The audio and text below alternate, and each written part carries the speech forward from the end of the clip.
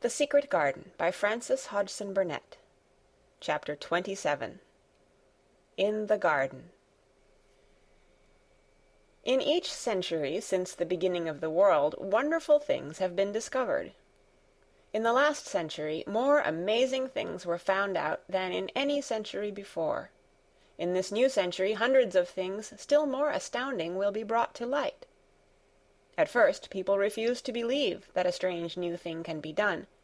Then they begin to hope it can be done. Then they see it can be done.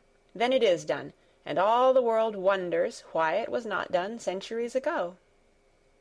One of the new things people began to find out in the last century was that thoughts, just mere thoughts, are as powerful as electric batteries, as good for one as sunlight is, or as bad for one as poison.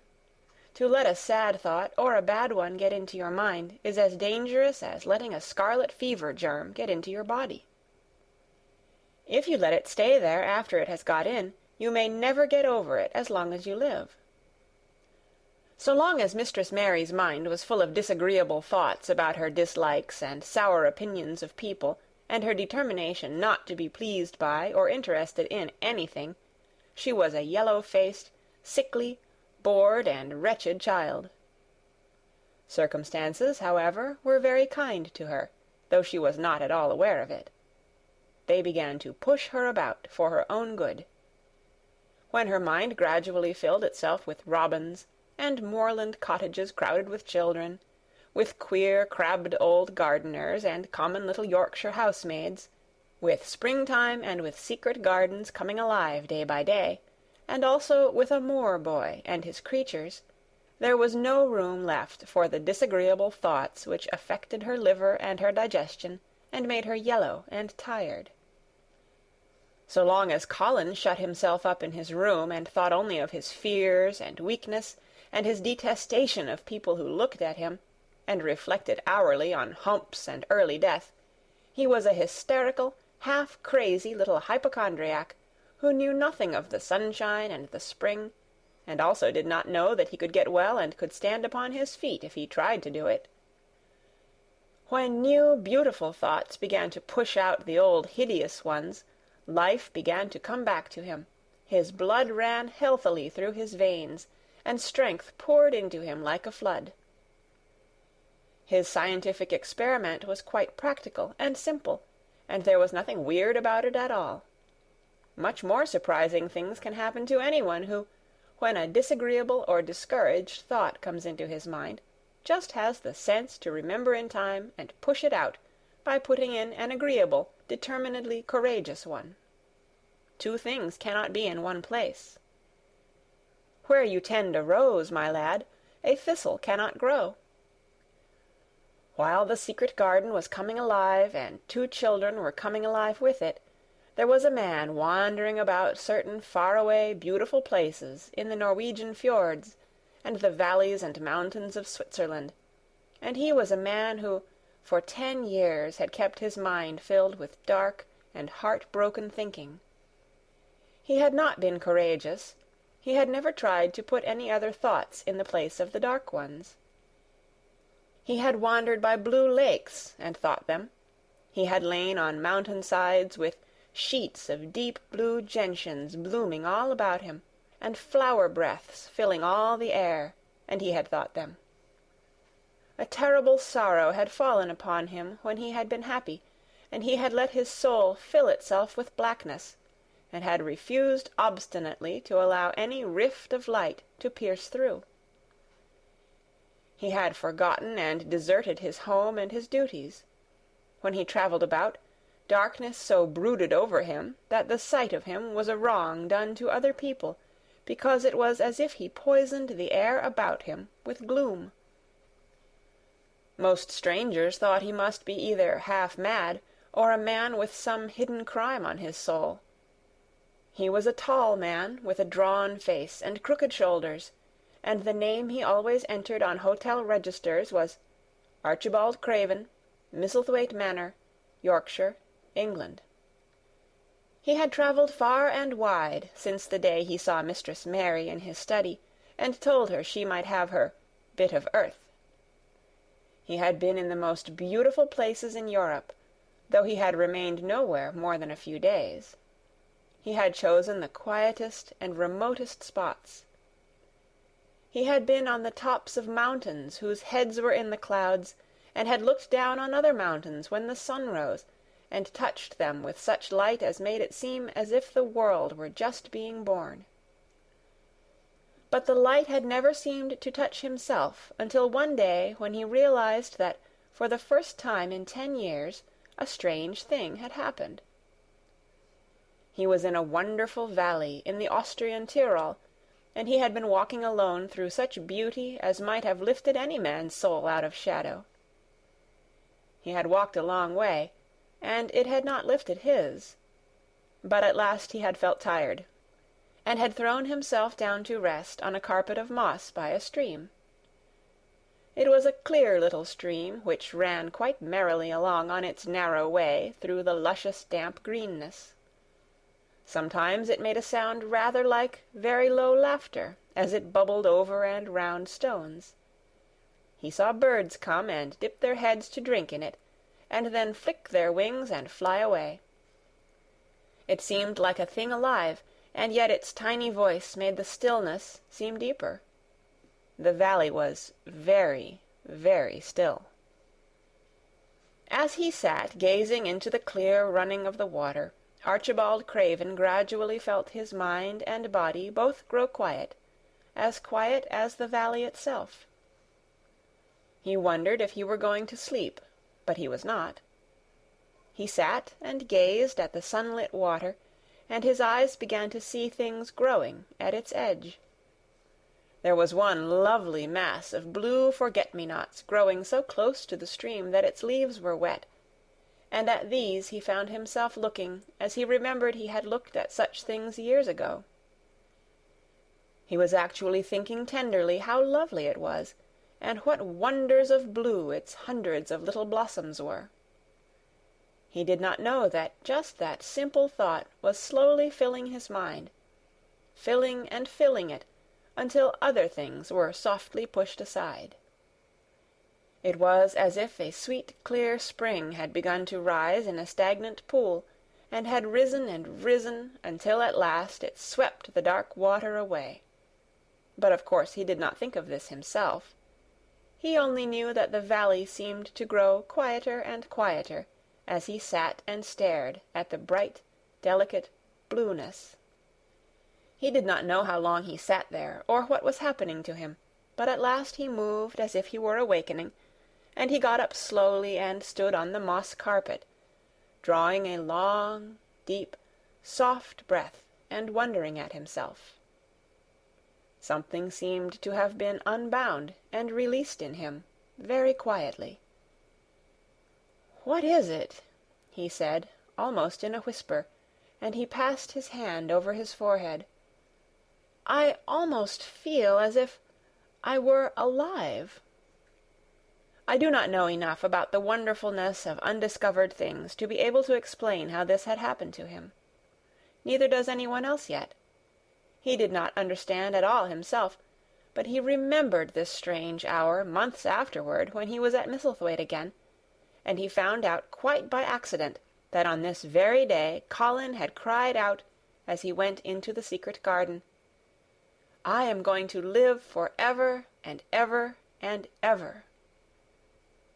The singular calmness remained with him the rest of the evening, and he slept a new, reposeful sleep, but it was not with him very long. He did not know that it could be kept.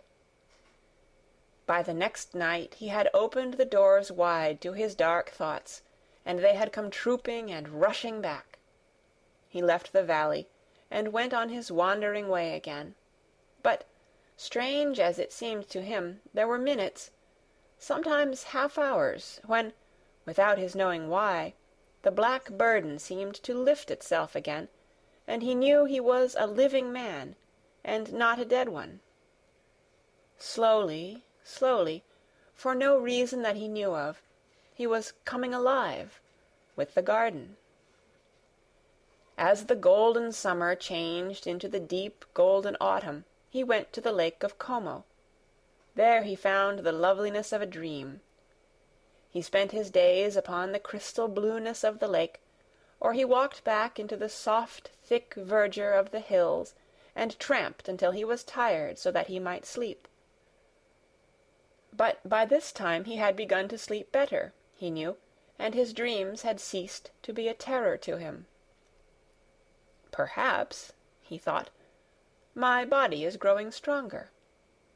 It was growing stronger, but because of the rare peaceful hours when his thoughts were changed, his soul was slowly growing stronger too. He began to think of Misselthwaite, and wonder if he should not go home.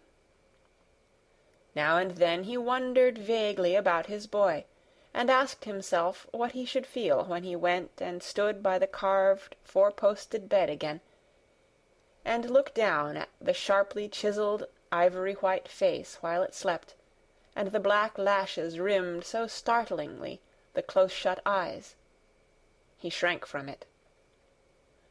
One marvel of a day he had walked so far that when he returned the moon was high and full, and all the world was purple shadow and silver.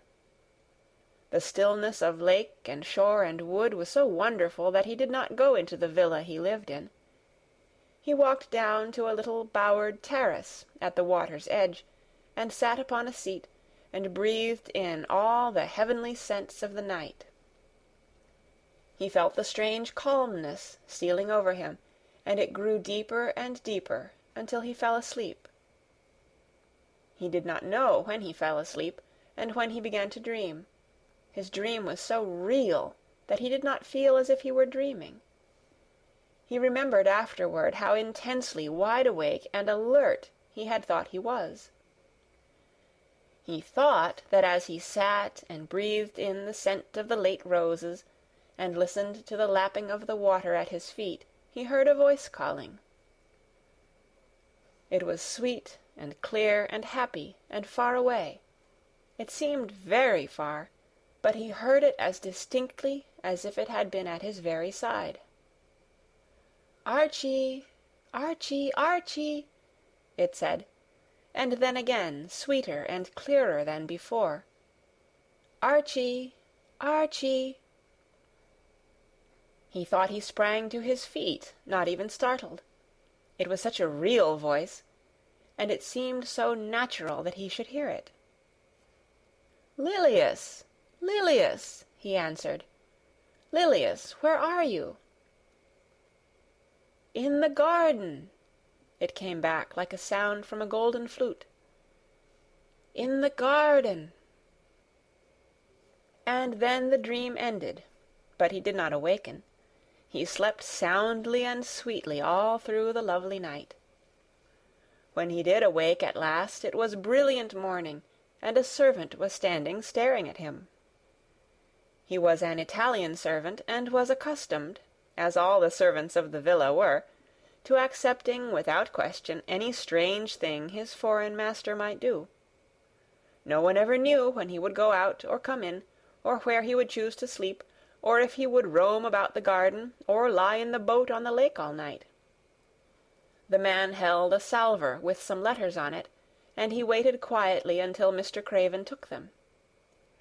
When he had gone away, Mr. Craven sat a few moments holding them in his hand and looking at the lake.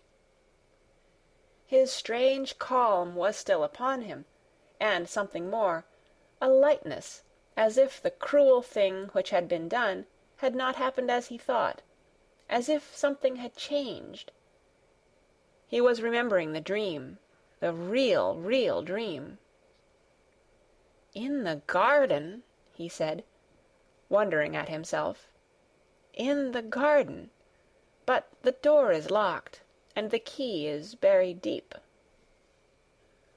When he glanced at the letters a few minutes later, he saw that the one lying at the top of the rest was an English letter, and came from Yorkshire. It was directed in a plain woman's hand, but it was not a hand he knew. He opened it, scarcely thinking of the writer, but the first words attracted his attention at once. "Dear Sir, I am Susan Sowerby, that made bold to speak to you once on the moor. It was about Miss Mary I spoke. I will make bold to speak again. Please, sir, I would come home, if I was you. I think you would be glad to come, and, if you will excuse me, sir, I think your lady would ask you to come, if she was here. Your obedient servant, Susan Sowerby. Mr. Craven read the letter twice before he put it back in its envelope. He kept thinking about the dream.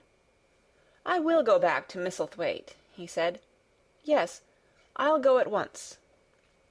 And he went through the garden to the villa, and ordered Pitcher to prepare for his return to England.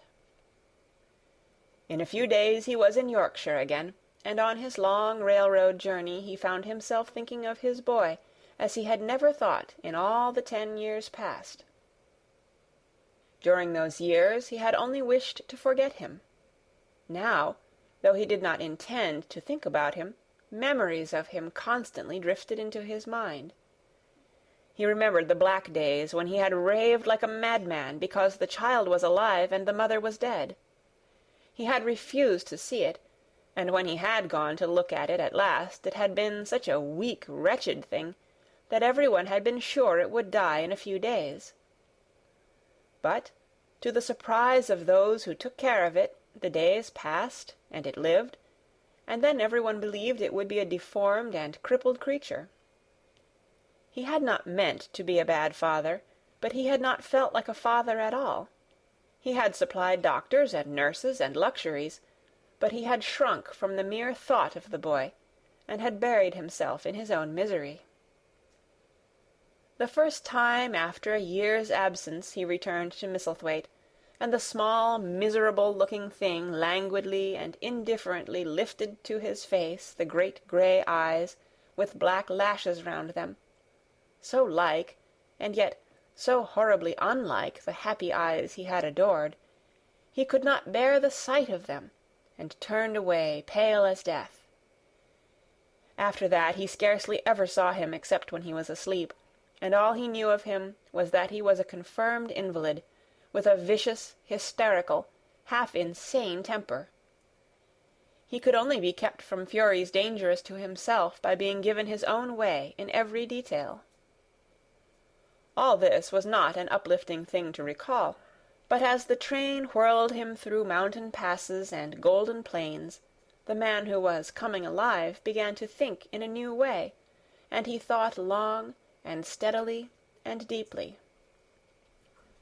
"Perhaps I have been all wrong for 10 years," he said to himself. 10 years is a long time. It may be too late to do anything, quite too late. What have I been thinking of? Of course, this was the wrong magic, to begin by saying too late. Even Colin could have told him that. But he knew nothing of magic, either black or white. This he had yet to learn. He wondered if Susan Sowerby had taken courage and written to him only because the motherly creature had realized that the boy was much worse, was fatally ill.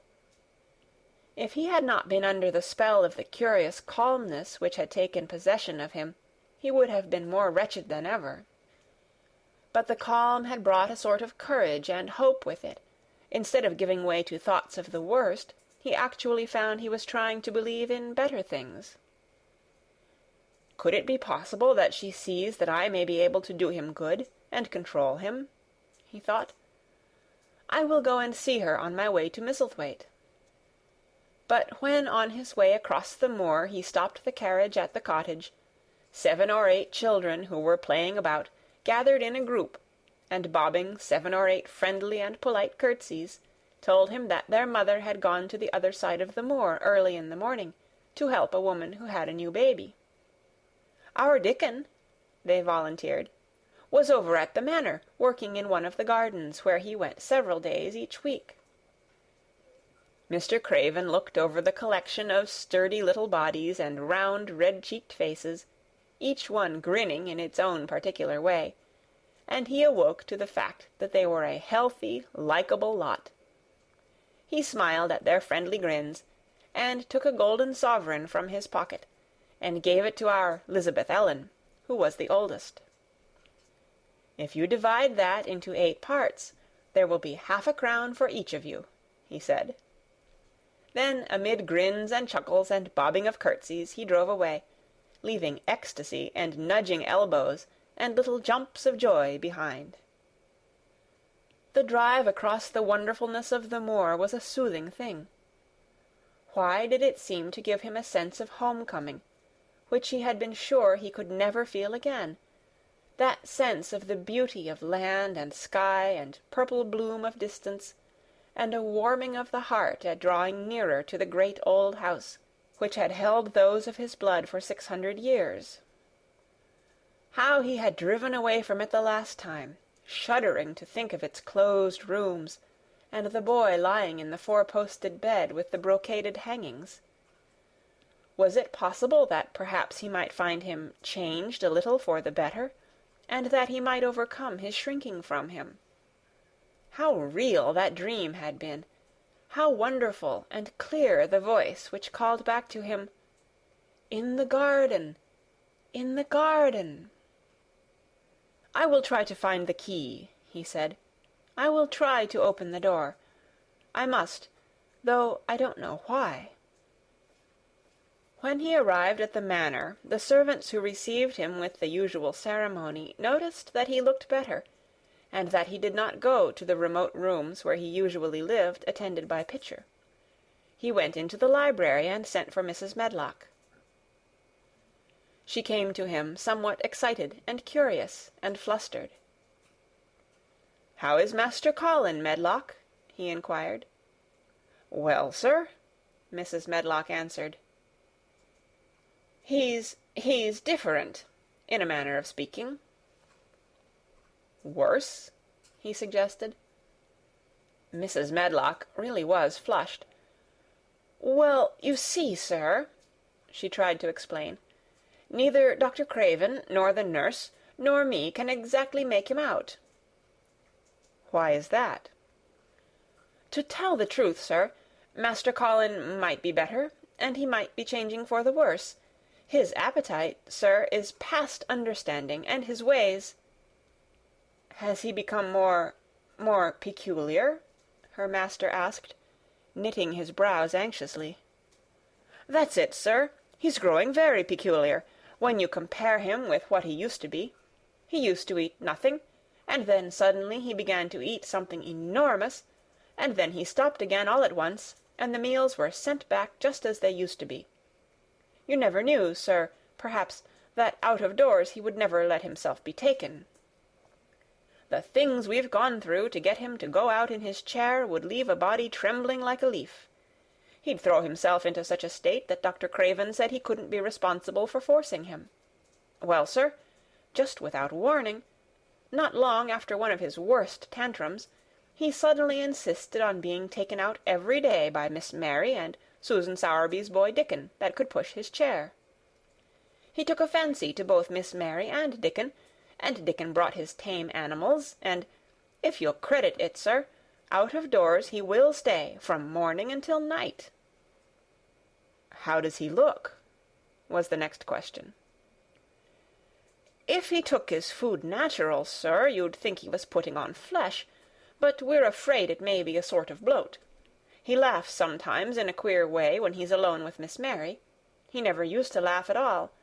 Dr. Craven is coming to see you at once, if you'll allow him. He never was as puzzled in his life." "Where is Master Colin now?" Mr. Craven asked. "In the garden, sir. He's always in the garden, though not a human creature is allowed to go near, for fear they'll look at him." Mr. Craven scarcely heard her last words. "In the garden," he said, and after he had sent Mrs. Medlock away, he stood and repeated it again and again. "In the garden." He had to make an effort to bring himself back to the place he was standing in, and when he felt he was on earth again, he turned and went out of the room. He took his way, as Mary had done, through the door in the shrubbery, and among the laurels and the fountain beds. The fountain was playing now, and was encircled by beds of brilliant autumn flowers. He crossed the lawn, and turned into the long walk by the ivied walls. He did not walk quickly, but slowly, and his eyes were on the path. He felt as if he were being drawn back to the place he had so long forsaken, and he did not know why. As he drew near to it, his step became still more slow. He knew where the door was, even though the ivy hung thick over it, but he did not know exactly where it lay, that buried key. So he stopped, and stood still, looking about him, and almost the moment after he had paused, he started and listened, asking himself if he were walking in a dream. The ivy hung thick over the door. The key was buried under the shrubs. No human being had passed that portal for 10 lonely years. And yet, inside the garden there were sounds. There were the sounds of running, scuffling feet, seeming to chase round and round under the trees. There were strange sounds of lowered, suppressed voices, exclamations, and smothered, joyous cries. It seemed actually like the laughter of young things, the uncontrollable laughter of children who were trying not to be heard, but who, in a moment or so, as their excitement mounted, would burst forth. What in heaven's name was he dreaming of? What in heaven's name did he hear? Was he losing his reason, and thinking he heard things which were not for human ears? Was it that the far, clear voice had meant? And then the moment came, the uncontrollable moment, when the sounds forgot to hush themselves. The feet ran faster and faster. They were nearing the garden door. There was quick, strong, young breathing, and a wild outbreak of laughing which could not be contained. And the door in the wall was flung wide open, the sheet of ivy swinging back, and a boy burst through it at full speed and, without seeing the outsider, dashed almost into his arms. Mr. Craven had extended them just in time to save him from falling as a result of his unseeing dash against him, and when he held him away to look at him in amazement at his being there, he truly gasped for breath. He was a tall boy, and a handsome one. He was glowing with life, and his running had sent splendid color leaping to his face. He threw the thick hair back from his forehead, and lifted a pair of strange grey eyes full of boyish laughter, and rimmed with black lashes like a fringe. It was the eyes which made Mr. Craven gasp for breath. "Who? What? Who?" he stammered. This was not what Colin had expected. This was not what he had planned. He had never thought of such a meeting, and yet to come dashing out, winning a race, perhaps it was even better. He drew himself up to his very tallest. Mary, who had been running with him and had dashed through the door too, believed that he managed to make himself look taller than he had ever looked before, inches taller. "Father," he said, "I'm Colin. You can't believe it. I scarcely can myself. I'm Colin." Like Mrs. Medlock, he did not understand what his father meant when he said hurriedly, "In the garden, in the garden."